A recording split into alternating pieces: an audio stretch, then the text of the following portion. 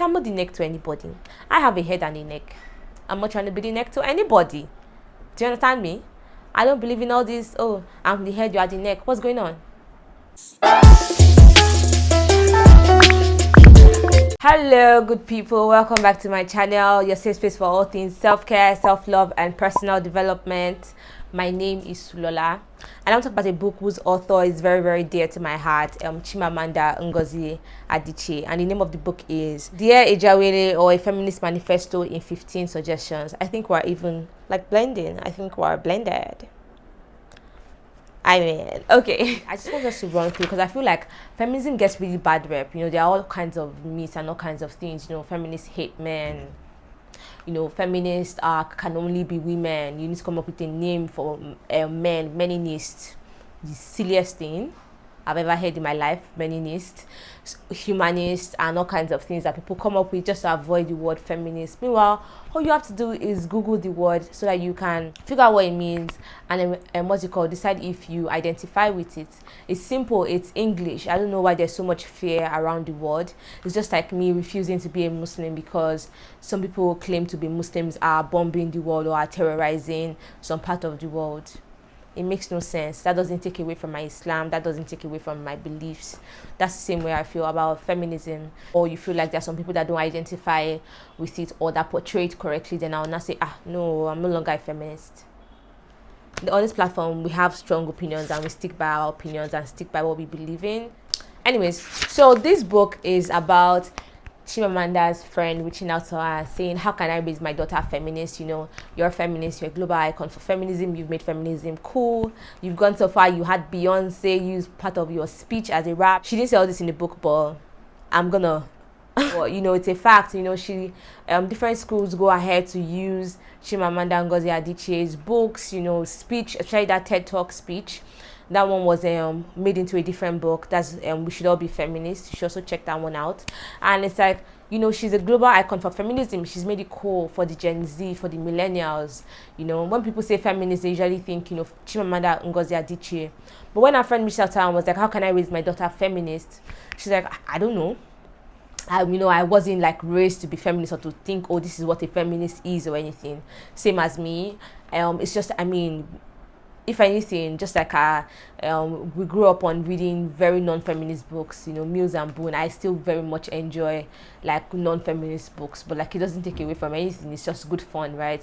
So it's not as if I had somebody say, oh, this is what you must do, I must do to be feminist.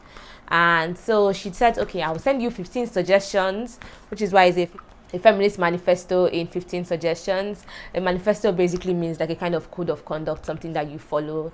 I'm sure the dictionary can help you out better. But yeah, that's basically what it means. And so we'll just run through each of the suggestions while I discuss them as a form of review for the book. Spoiler alert, I love it. I love everything about the book. Yeah. But we're going to just run through just in case you're feeling lazy to read, which also a problem if you're watching this channel. You must be into reading. What are you doing? So our first suggestion is be a full person. Motherhood is a glorious gift, but do not define yourself solely by motherhood. I think that's amazing. Many times women are defined by many things. You know, you're defined as a wife, you're defined as a mother. It's like they can't even wait for you. As soon as you're done with school, it's like, okay, next thing, you're Mrs. and then attach somebody else's name to yours. No shade or anything to people that take their husband's surname. Not saying that I'm not going to take my husband's surname. That's not what this is about. Just saying that society generally, patriarchy, will immediately attach, you know, your husband's name to yours. Now it's a new identity, and then as soon as you have a child, you are mommy kiniko. They no longer want to call you by your name. Many women no longer want to identify as their name. So it's like, be a full person. Don't simply be defined by motherhood or whatever new status that society has assigned to you. So be a full person. Express yourself fully. Express yourself, you know, in the best possible way. Isn't that so aligned with this channel? Never apologize for who you are. If you're somebody that likes to work, if that's what you like to do, you don't enjoy being domestic, you don't have to apologize for that. Just because you're a woman doesn't mean you must be domestic. Definitely there's some things that you just can't afford, but if you feel like you can, you know, delegate it out, or you can afford to pay other people to do it, or you can find ways to make it easier for yourself, don't feel like you must do it because you're a woman. Actually, that takes me back. I think the introduction says your feminist premise should be I matter. I matter equally. Not if only, not as long as, I matter equally, full stop. There is no doubt that if we raise all our daughters to believe completely that they matter equally, to trust what they feel and think, and to worry less about how they look and come across, we would soon find new ways to challenge the multiple injustices and indignities that still limit and even wreck so many women's lives. High praise. By the way, I think my color is also like really matching with my art. My beautiful first painting art. I absolutely love it. Second suggestion is to do it together. Remember in primary school, we learned that a verb was a doing word. Well, a father is as much a verb as a mother. So this is speaking about, she speaks here, her second suggestions on how to raise a feminist is that don't think of your husband as helping you out or as, chipping in. Think of it as you both playing a role that you need to for your child. We are both supposed to be doing, Love is a verb. Both actively take action to love your child. All of the things that your husband can do, and which is everything except breastfeeding, your husband should be able to do. Your husband should do, not because he's helping you out, but because it's his responsibility. And I feel like that's something that's very, very important. You always see women whenever a man is carrying a child, they make it into a big deal. Oh wow, what a glorious man carrying his child! Look at this man taking care of his child, such a fantastic man. There are times that when you see someone, you might say, oh my god, I love how he's doing that, because that's not something that men generally do, and so you want to praise him for it. But don't go over the top as if he's doing something absolutely fantastic just because he's taking care of his child, or just because he's doing something for his child when the mother is present. Oh, look at this man backing his child. Oh, look at this man feeding his child. Look at this man changing his child's diaper. What an amazing man. Is just changing the child's diaper. The more we make these things seem regular and make these things seem like you should be doing this, so that's your responsibility, then we create less of an enabling environment for men to be like complacent and just like, I feel like I'm using big words. I feel like men to just not step up to the plate. The third suggestion is to teach her that the idea of gender roles is absolute nonsense. So don't tell her that, oh, she must do this because she's a woman, or you must do that because he's a man. Remember that feminism applies to both. And I feel like patriarchy really oppresses both genders. We don't like to recognize it, but it really doesn't serve men either. You can be flamboyant because you're a man. My very scandalous opinion is that cross-dressing is the most ridiculous thing, because I don't know where it is written that a man must dress this way or a woman must dress this way. I feel like there's no such thing as cross-dressing. What I do have a problem with is terrible fashion taste. For example, whenever I see Kid Cudi and what he wears, I need him to go and learn under Harry Styles and know how to rock this fashion properly. I have nothing against him wearing a gown or a skirt. I have something against him wearing ugly gowns and skirts. So he says, because you're a girl is never a reason for anything ever. So don't let anybody tell you, oh, do this because you're a girl. One of the most upsetting things that my mom tells me is how you're going to be doing when you get to your husband's house. You come out, will you sweep like a girl? Bend down and sweep like a girl. I don't like all those things.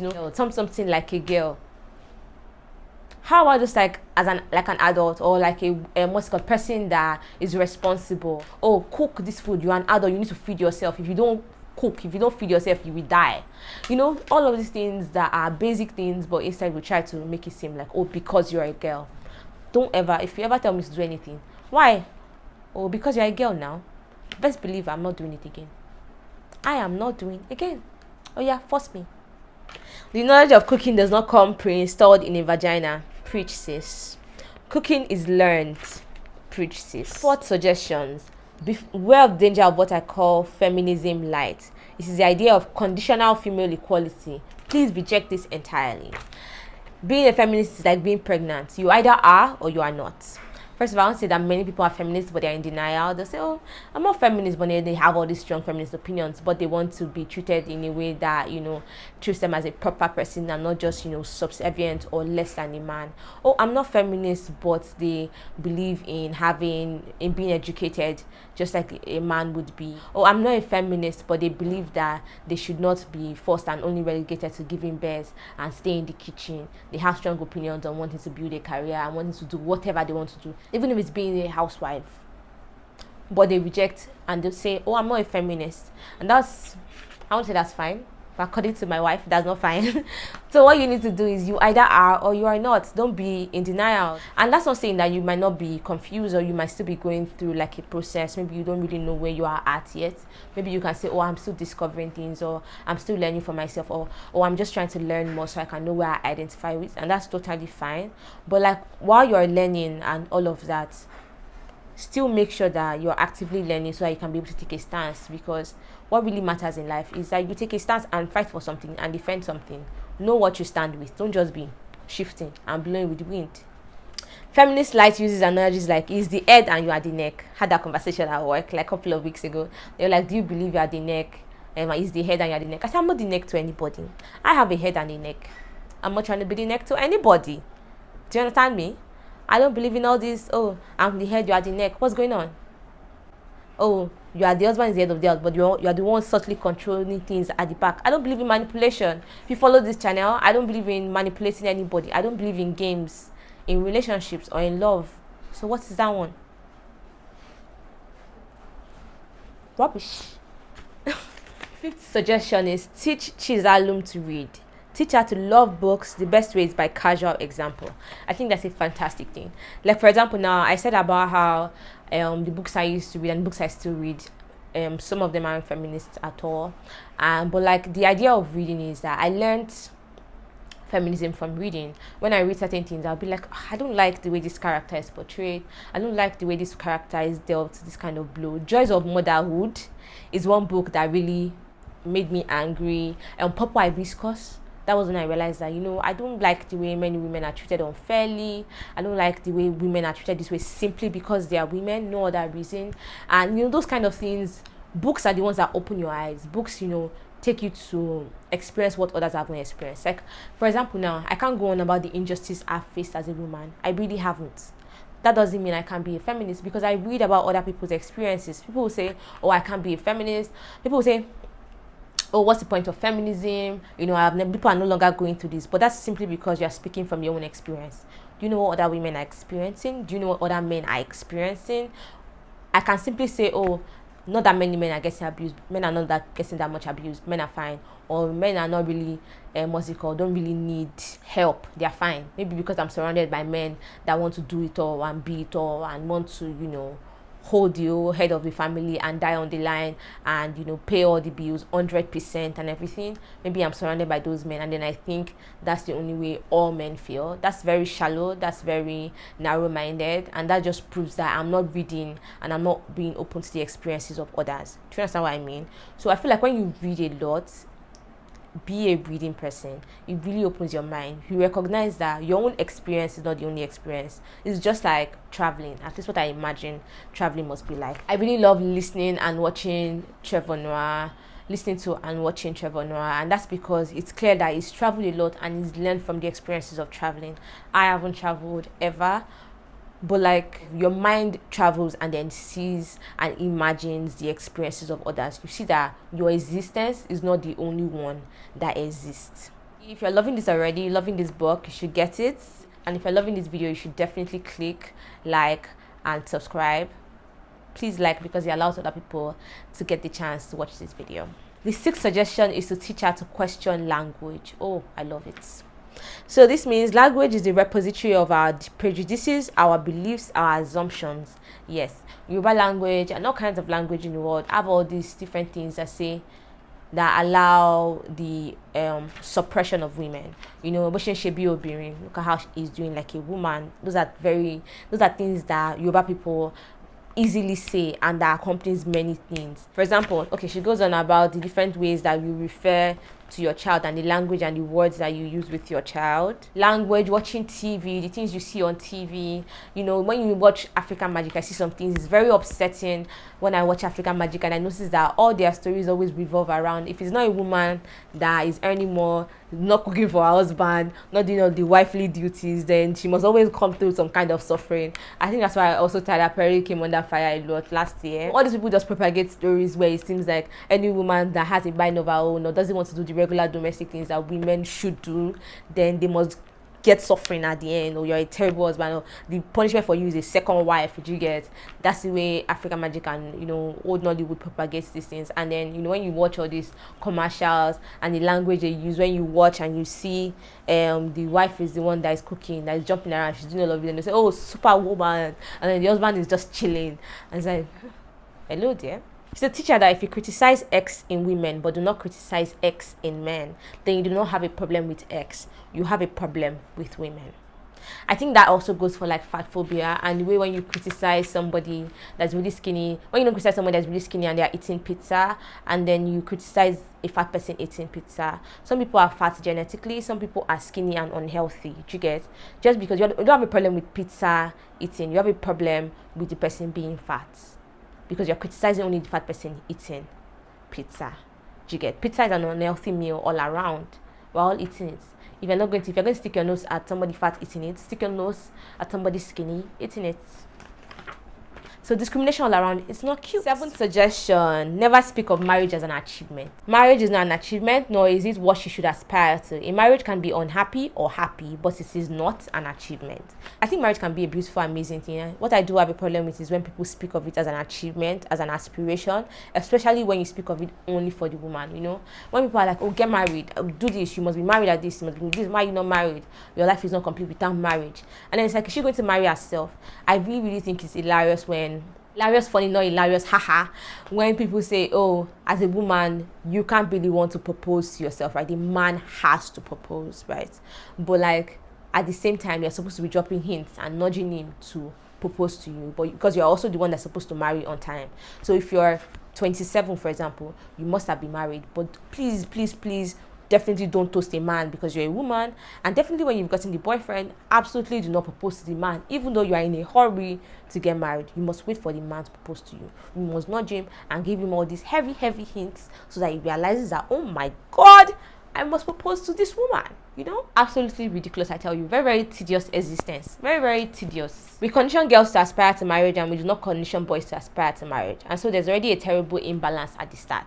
One person wants the thing more than the other person. Hey, don't talk to me. Am I the one that it was your idea to get married anyway? You don't want to get married. I wasn't ready. No, me, I'm fine. I don't have to marry on time. No, I'm a man. We'll be fine. Because women are raised to aspire and push for marriage. It's no longer a mutual thing that they both want. It's something that the woman has somehow coerced him into. Imbalanced. And when there's imbalance, there's inequality. There will be resentment. When there's resentment, there will be unhappiness, and then there will just be falling apart of things. Things are falling apart. It's just about keeping your name. You should read this book. Chimamanda Ngozi Mrs. is a title I dislike because Nigerian society gives it too much value.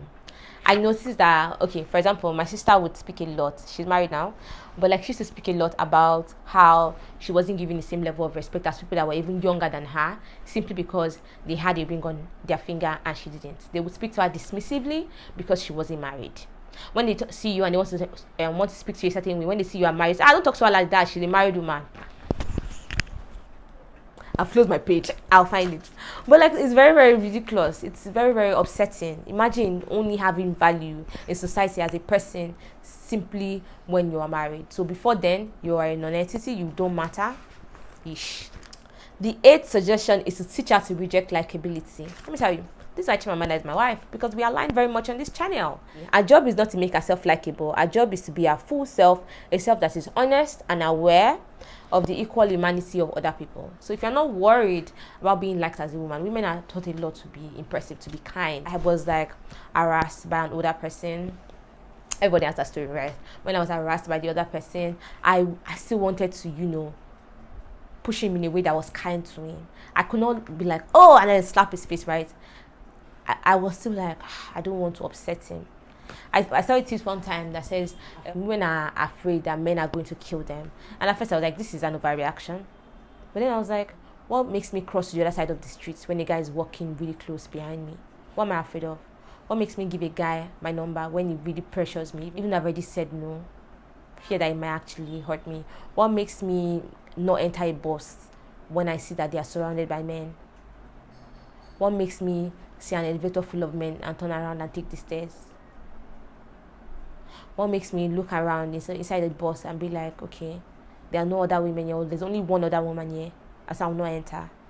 You know? What makes me not want to visit a guy that lives alone when he invites me over?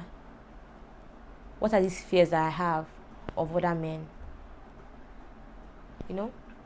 But it's just like, all these things that are built in us and have made us to fear. Now, this is not to say that men are animals or anything, but I feel like society does act like that way. They act like men can't control themselves, like men are animals. And I think that that's a grave injustice to men.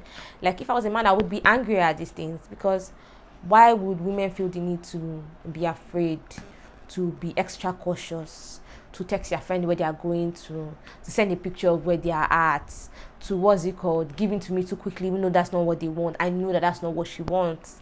Those kind of things. But let's not get too deep. Think about it.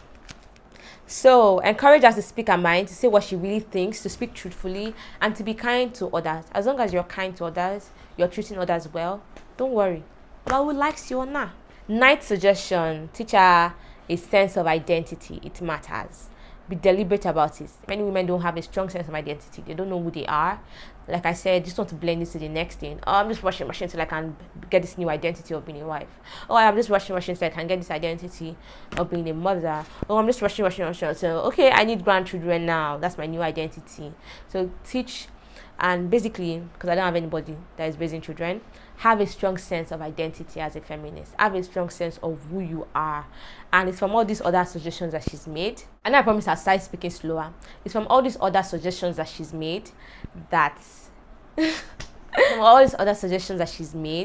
you would have even a strong sense of identity when you're not trying to blend in, when you're not trying to be who you are not. As a woman, stand as who you are. That's something really feminist that my mom has taught me, to have a strong sense of identity, to be who you really are, to be kind to others, but know who you are. Be good to people, be hardworking, be independent, but also be able to take help, be able to ask for help. Everything is balanced. 10th suggestion: be deliberate about how you engage with an appearance. And my colleague was just saying about someone else who knows, I think a fellow colleague of his, and how when her daughter was playing with makeup for the first time, she was like, "What's makeup you have on your face like a harlot?" I think that's a very, very sad thing, and very, very, very crushing thing for your mother to say to you. I think that's something that you never forget. I think it's in the pursuit of exploring yourself, your parents shouldn't shut down who you are. I think that also you should not shut down who you are. So if you like makeup, that doesn't make you any less feminist. If you don't like makeup, don't feel like you have to wear it simply because you need to portray yourself as a woman. I see all these videos online, even on YouTube, where they go on about high femininity, and what they tell you is about wearing gowns, don't wear pants.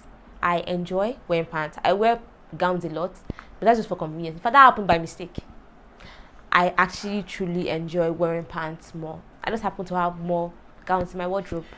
So that doesn't make me any less feminine just because I like wearing makeup. In fact, I only wear makeup when I'm going out and when I'm filming here. Most times, I'm not wearing makeup. That doesn't mean that I'm not feminine. That doesn't mean that I am not a woman or I'm less of a woman.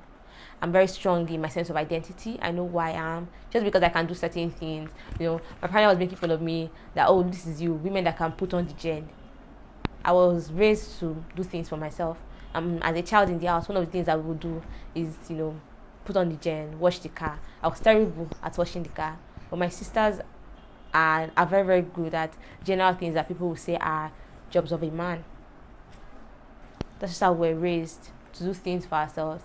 And so you have to have a strong sense of identity. Don't feel like you must go this way because this is how women must be. You must go that way because this is how a man must be.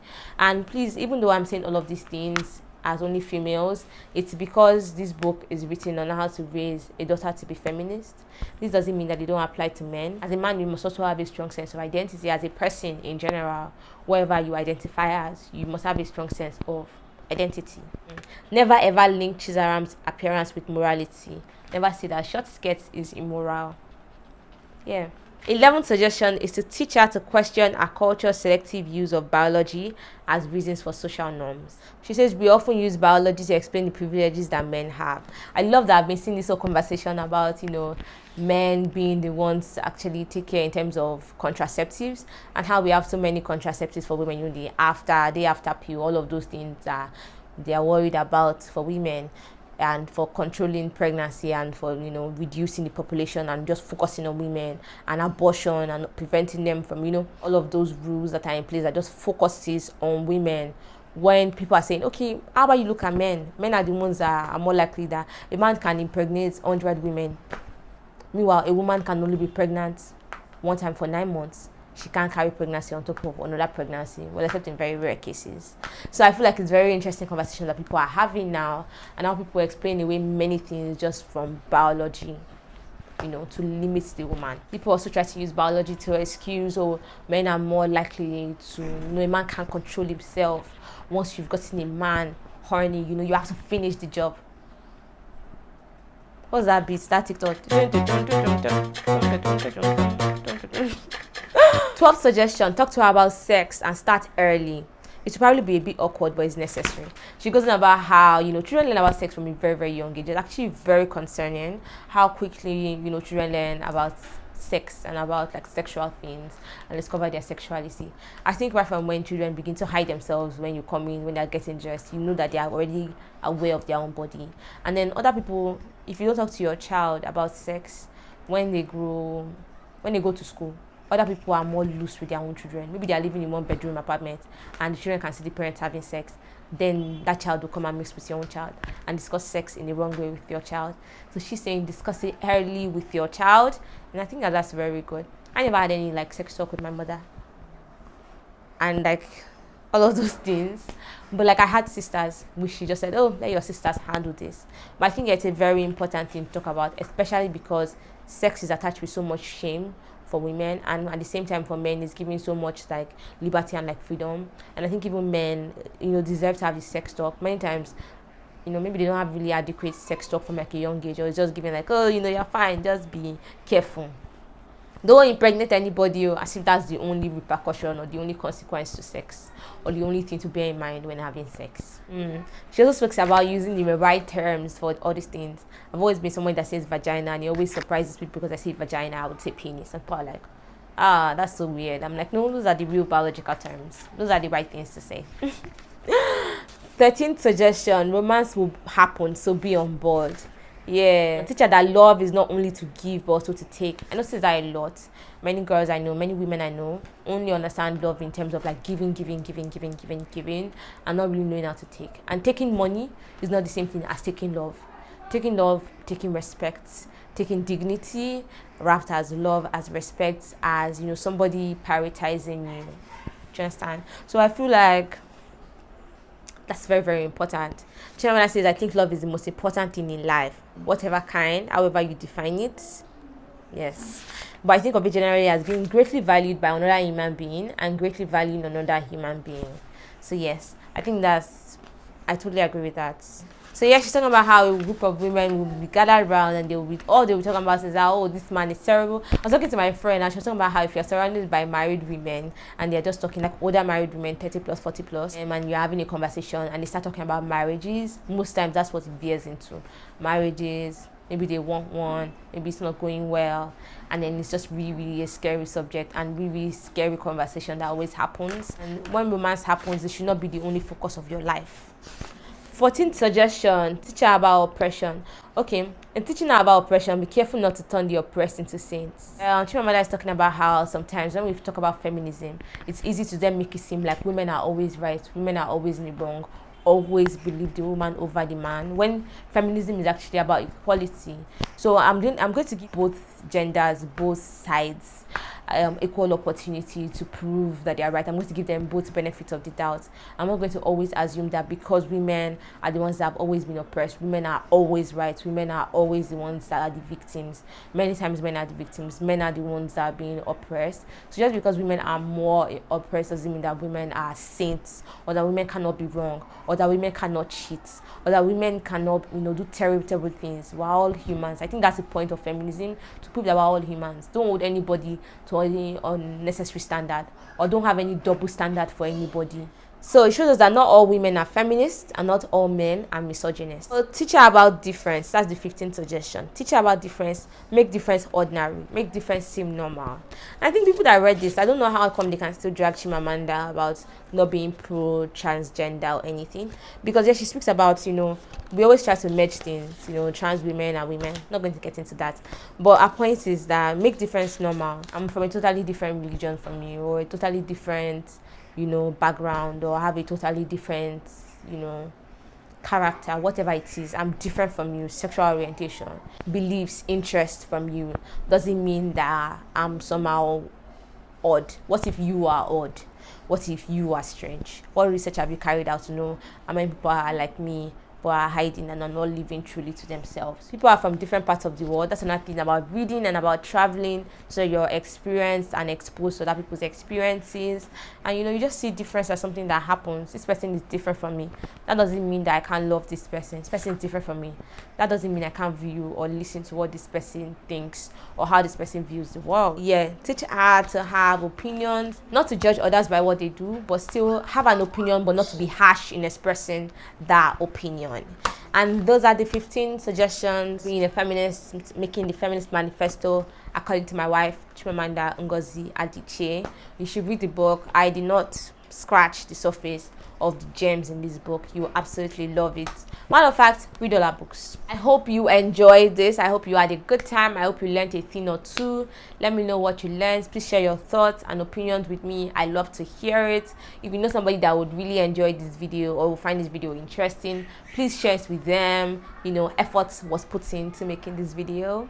I'll see you in my next video. Actually gonna film it now because we're on a roll and I'm giving you steady YouTube content. Make sure to like, and I'll see you next time.